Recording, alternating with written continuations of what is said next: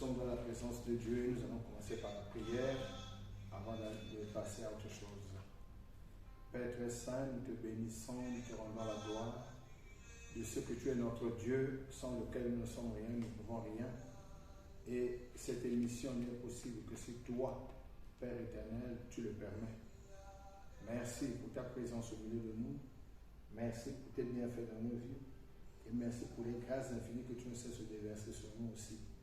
Père, en ce jour, ce vendredi 31 mars 2023, nous bénissons ton saint nom, toi qui fais des merveilles sans nombre dans nos vies. Tu as renouvelé tes bontés ce matin, nous donnons gratuitement et gracieusement notre souffle de vie. Et tu as permis aussi que nous soyons réunis autour de toi pour cette émission des vainqueurs. C'est pourquoi nous te disons merci à cause de tes bienfaits, à cause de ton amour, à cause de ta grandeur. Père, ce matin, ou en ce début d'après-midi, nous nous prosternons devant toi, nous nous abaissons devant ta sainte face et nous venons te demander simplement de nous accorder ta grâce, ta miséricorde insondable, ton large pardon, car pécheurs nous le sommes et nous venons à toi avec humilité, Seigneur. Lave-nous, purifie-nous par ton sang rédempteur, rends-nous blancs comme la neige et donne-nous accès en ta présence. Nous voulons que tout au long de cette émission, seul le Saint-Esprit soit manifeste. Nous voulons que tout au long de cette émission, seul le Saint-Esprit parle à son peuple. Nous voulons que tout au long de cette émission, seul le Saint-Esprit prenne la direction de ce moment. Père éternel, merci pour le pouvoir que tu nous as donné de marcher sur les serpents, les scorpions, sur toute la puissance de l'ennemi. Et tu as promis que rien ne pourra nous nuire. Et nous tenons compte de ce que tu nous promets. Nous savons que toute nuisance en ces lieux est proscrite. Et nous savons que seul ton esprit domine en ces lieux. Tu es là présent avec nous et tu es là présent, Seigneur, en nous.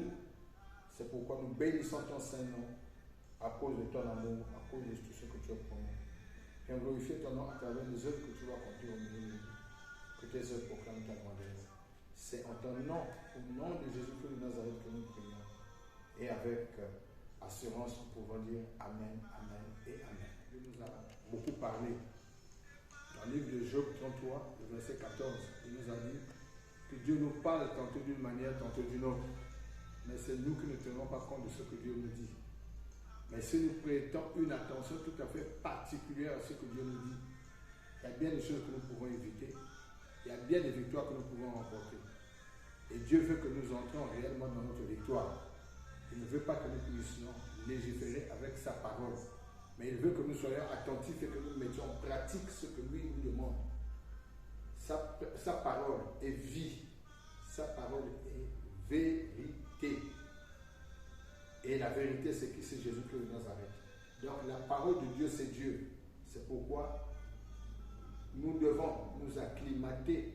Nous devons nous habituer à lire cette parole et à la mettre en pratique. C'est une obligation pour nous en tant que chrétiens. Nous allons prendre nos Bibles dans le livre de 2 Timothée au chapitre 1, le verset 7. 2 Timothée au chapitre 1, le verset 7.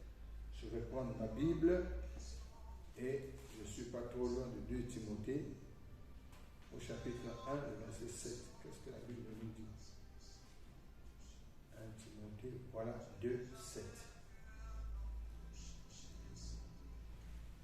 Car ce n'est pas un esprit de timidité que Dieu nous a donné. Au contraire, son esprit nous remplit de force, d'amour et de sagesse. Car ce n'est pas un esprit de timidité que Dieu nous a donné, mais au contraire, son esprit nous remplit de force, d'amour et de sagesse. Une fois de plus, Dieu nous parle de la sagesse. La sagesse, comme on l'a dit dans l'une de nos émissions ici, n'est pas le nombre d'années que tu passes sur cette terre qui fait de toi un homme, une personne, une femme sage. Mais la sagesse, c'est Dieu qui la donne à ceux qui la lui demandent. Il a dit, quelqu'un manque-t-il de sagesse qui la demande à Dieu et Dieu la lui donnera. Et nous sommes dans ce cadre où nous demandons beaucoup de choses à Dieu. Et Dieu nous parle d'une manière ou d'une autre, mais nous ne prêtons jamais attention à ce que Dieu dit. Et nous n'arrivons pas à voir s'accomplir toutes les promesses que Dieu nous a faites, qui ne sont que oui et amen. En lisant ce texte-là, bien aimé, je vais vous faire un témoignage d'un agriculteur qui m'a beaucoup marqué. Un agriculteur, c'est quelqu'un qui cultive la terre, bien sûr, pour semer. Mais ce jour-là, avec des supplications, avec des actions de grâce, il est venu demander quelque chose au Seigneur. C'est un homme qui était très endetté et ne savait même plus comment s'en sortir de ses dettes. Et il a demandé à Dieu de l'aider, de lui venir en aide et de le conduire sur le plan matériel afin qu'il soit libéré de cette dette. Alors,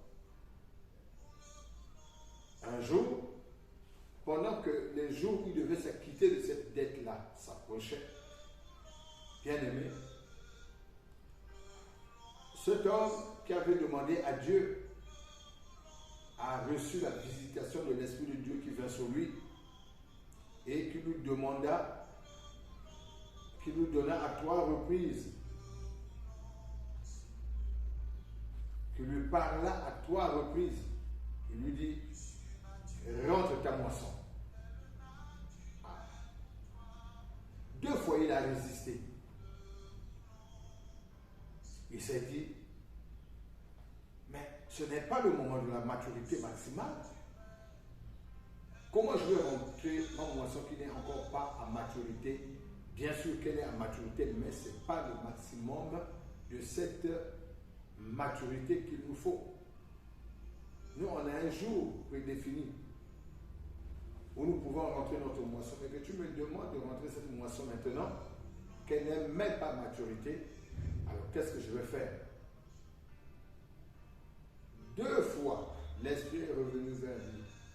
Mais la 3e fois, il s'est dit non, je ne peux plus continuer à résister. Et il avait cédé sous les regards moqueurs des voisins.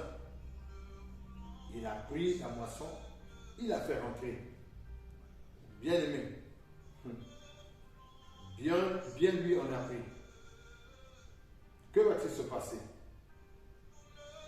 Pendant qu'il était en train de faire rentrer le dernier chariot de sa moisson, voilà, une grande tornade survint et détruisit toutes les récoltes de la région voisine et même la région où il était. Mais il a été le seul à avoir écouté la voix de Dieu. Pourquoi? Parce qu'il avait demandé quelque chose à Dieu. Il l'aidait à combler, à voir les moyens possibles pour qu'il puisse s'acquitter de sa dette, puisse m'acquitter de cette dette qui me faisait si mal. Et Dieu m'avait aidé dans ce sens-là. Bien aimé, il nous revient à nous d'écouter Dieu. Et quand on est à l'écoute de Dieu, il y a beaucoup de choses qui pourront se passer dans nos vies.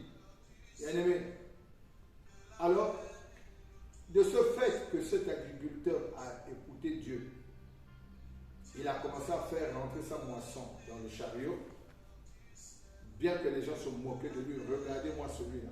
Demandions à Dieu de nous rappeler, dire à Dieu, rappelle ma mémoire, Seigneur, que je me rappelle de ce que Dieu vient de me dire, parce que des fois, il nous dit des choses importantes dans le but de nous sauver des situations que nous traversons, dans le but de nous faire sortir des situations qui étaient peut-être imprévues par nous, parce qu'il n'y a que Dieu qui connaît les choses cachées.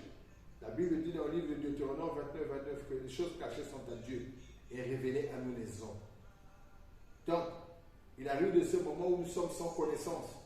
Mais quand Dieu nous parle, il a dit, quand vous entendez ma voix, dans Hébreux 4, verset 13, si je me trompe, quand vous entendez ma voix, n'endurcez pas vos cœurs.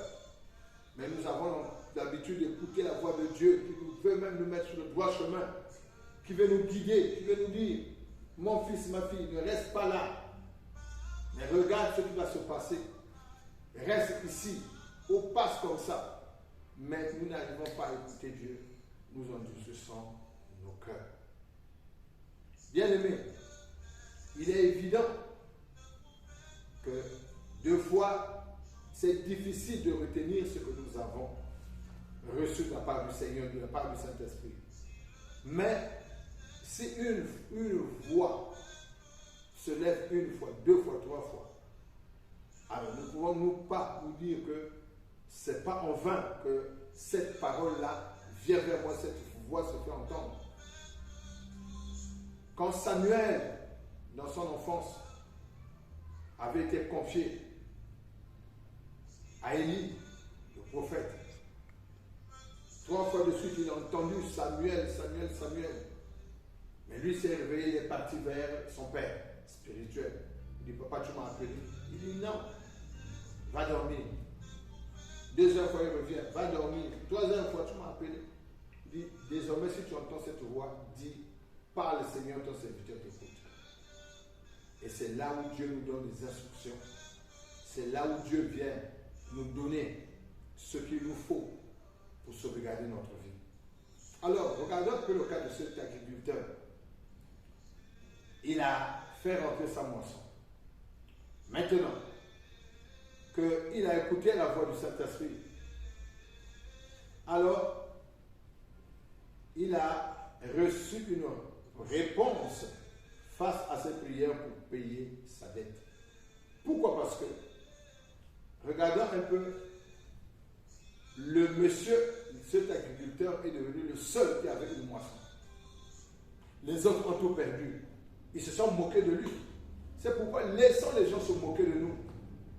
Quand tu appelles même sœur parce que tu portes des robes qui pendent même sur le sol, qui deviennent même une traîne. Laissons les gens se moquer de nous quand nous parlent. Ces pasteurs-là, les moqueries des hommes ne nous collent pas. On peut t'insulter, bâtard, on peut t'insulter quoi que ce soit. Regarde-le, la face comme un singe. Mais ça t'a collé en quoi? Tel que Dieu t'a créé, tel tu es. Donc ne t'en fais pas pour les insultes que pour faire les hommes. Mais nous, qu'est-ce que nous faisons à la place? Nous voulons nous faire justice. Nous voulons nous faire justice parce qu'on t'a insulté.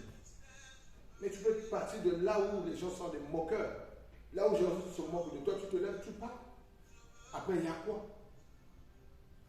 J'ai parlé ici d'un général que l'enfant qui a fait un enfant, mais l'enfant était, d'après les hommes, d'une laideur jamais égalée.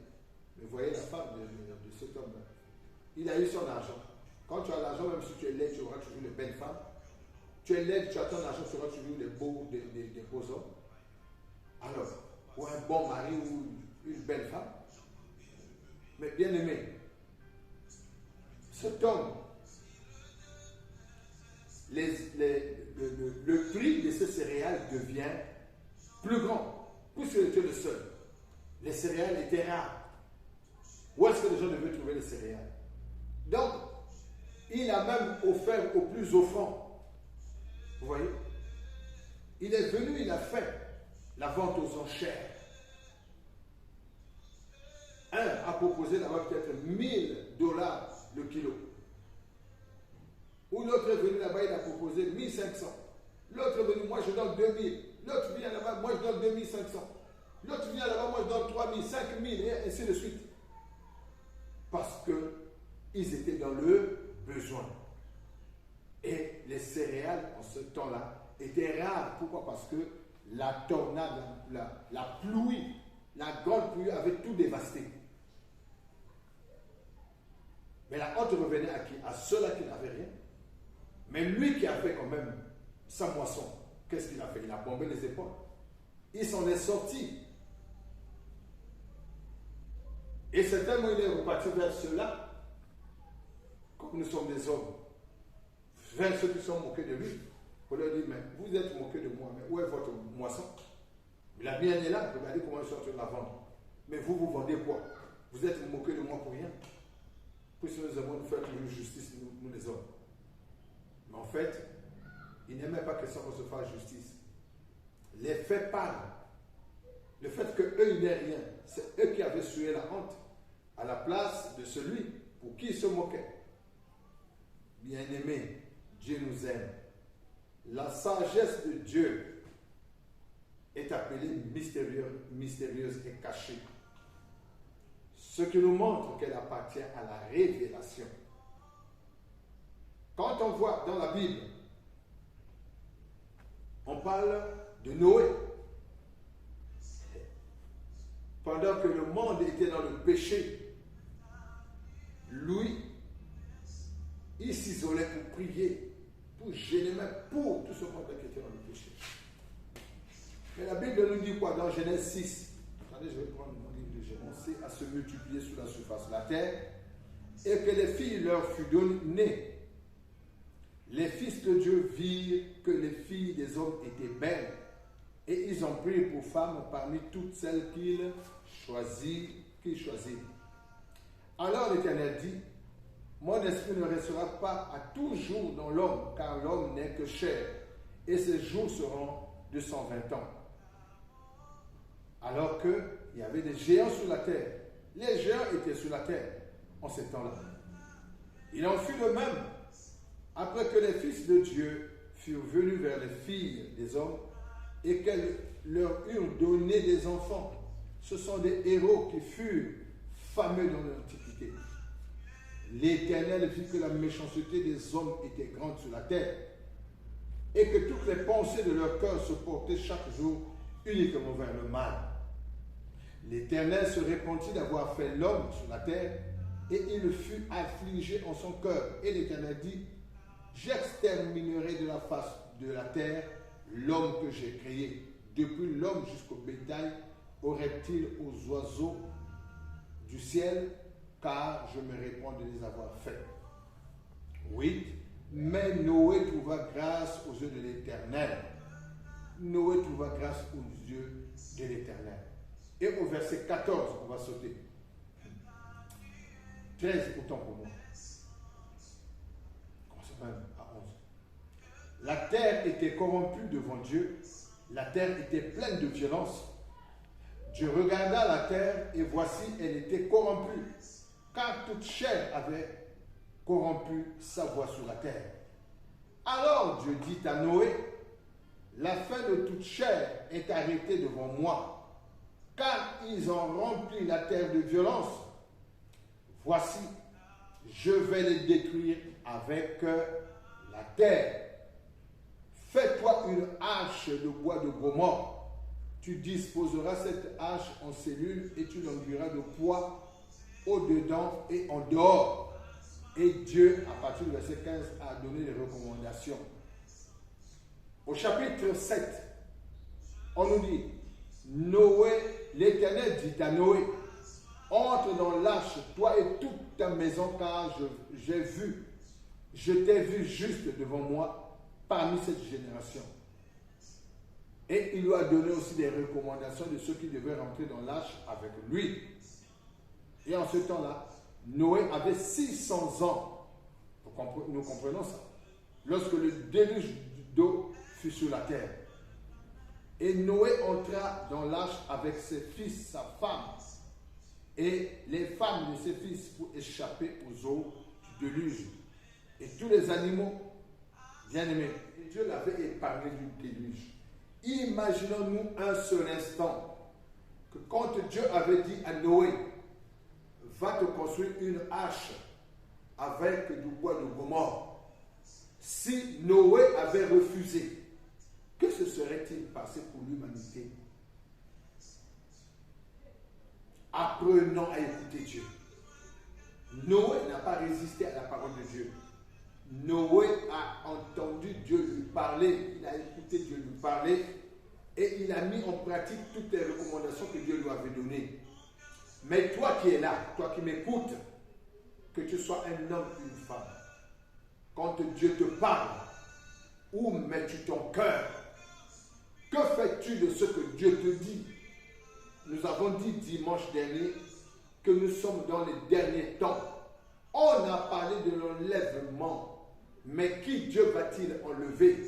Est-ce qu'il viendra enlever ceux qui ont des cœurs endurcis? Est-ce qu'il viendra enlever ceux qui ne l'écoutent pas?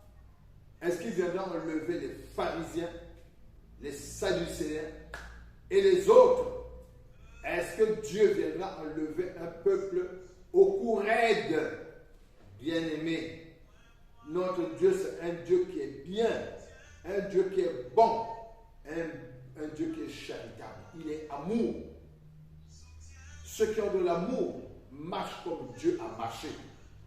Ceux qui aiment Dieu ne peuvent pas résister à la parole de Dieu. Bien-aimé, la sagesse humaine et terrestre, elle est faite des constatations, des déductions, de la prudence, des conseils. La sagesse des hommes met en garde. Elle choisit les voies les plus dangereuses. Ne sont pas acceptées. Non, mais Dieu nous met des fois devant des épreuves. Regardons un peu ce qu'il a fait à Abraham. Il a dit à Abraham, sacrifie-moi ton enfant. Mais Abraham n'a pas hésité. Il a accepté ce que Dieu lui avait demandé de faire. Et pendant qu'il était sous le poids de sacrifier l'enfant, Dieu lui a dit, non, je vois que j'ai vu ton cœur. Tu acceptes ce que je te dis. Et tu es prêt à me suivre. Ne sacrifie pas l'enfant, mais regarde, là, le buisson qui est à côté, va prendre l'agneau qui est là, et tu vas me le sacrifier. Vous voyez? La Bible dit quand on entend la voix de Dieu, on n'endurcit pas nos cœurs. Mais pourquoi nous avons des cœurs endurcis? Des cœurs où on retrouve tout ce qui est mauvais. Et en nous, ce qui est mauvais, ce qui prédomine. Nous avons des cœurs endurcis qui nous empêchent de voir la gloire de Dieu. Et la sagesse de Dieu, elle puise dans les ressources miraculeuses de Dieu et dans son plan parfait de salut. Bien-aimé, Dieu a donc tous les moyens inédits et imprévus pour nous venir en aide dans toutes les situations données, pourvu que nous soyons à son écoute, pourvu que nous n'ayons plus les cœurs endurcis, pourvu que nous soyons comme Noé qui se retirait, pourvu que nous devenions des hommes et des femmes matures, des hommes et des femmes convertis, des hommes et des femmes qui suivent sa parole, parce que sa parole c'est lui. Suivons Dieu, nous n'allons jamais nous perdre. Suivons Dieu et nous irons de l'avant. Suivons Dieu et le chemin du ciel nous sera toujours ouvert. Bien-aimés, l'endurcissement de cœur ne nous amène nulle part qu'à la ruine, qu'à la mort soudaine, qu'en enfer, bien que on n'en parle pas dans la Bible, on ne parle pas d'enfer. Oh Dieu, aide-nous, Seigneur. Demandons à Dieu de nous aider, car les voies que nous suivons ne sont pas des voies justes, les voies de la désobéissance. Bien-aimé, la désobéissance est coupable, dit la Bible. Je préfère désobéir à un homme que de désobéir au Saint-Esprit. Et le Saint-Esprit, nous n'avons pas à l'attrister, dit la Bible. C'est pourquoi devenons des hommes et des femmes de prière. Devenons des hommes et des femmes qui lisons la parole de Dieu. Devenons des hommes et des femmes qui méditons la parole de Dieu. Devenons des hommes et des femmes qui mettons en pratique toutes les recommandations que Dieu nous a données à travers sa parole. Que Dieu nous bénisse. Nous avons écouté ces choses. Mais la Bible dit que si ton pied est pour toi une occasion de chute, retranche-le, coupe-le. Si ton œil est pour toi une occasion de chute, creve-le. Si ton cœur est pour toi une occasion de chute, demande à Dieu de le transformer, de le changer. C'est pourquoi le Seigneur nous demande d'être transformé par le renouvellement de notre intelligence. Nous allons courber nos têtes et nous allons prier. Oh Dieu, de notre salut, devant toi me voici. Je viens reconnaître ta majesté, ta souveraineté, ta grandeur, ton amour pour moi. Tu me parles parce que tu me veux du bien. Et la Bible déclare que toutes tes promesses sont oui et amen. Et quoi que tu demandes à mon cœur de faire aujourd'hui, que je réponde par oui et amen. Aide-moi à devenir meilleur, Seigneur. Si jusqu'aujourd'hui j'ai évolué avec un cœur endurci, j'ai évolué dans la désobéissance, ramène-moi à l'ordre, ramène-moi à l'ordre et fais de moi un chrétien qui marche comme toi tu as marché sur cette terre, qui parle comme toi tu as parlé sur cette terre, qui réfléchit comme toi tu as réfléchi sur cette terre et qui pense comme toi tu as pensé sur cette terre. Tu m'as dit quand j'entends ta voix que je n'endurcisse plus mon cœur, viens ôter cet endurcissement de cœur en moi et fais de moi un chrétien, une chrétienne qui vive selon ta parole, qui évolue selon ta parole et qui marche selon tes préceptes et tes principes. Car le royaume a ses principes que je suis appelé à connaître. Sois béni, sois élevé, sois couronné de gloire. Toi qui vis là, Père, que la gloire te revienne à toi qui vis et qui règne maintenant à jamais. C'est en ton nom que nous disons tous Amen, Amen et Amen.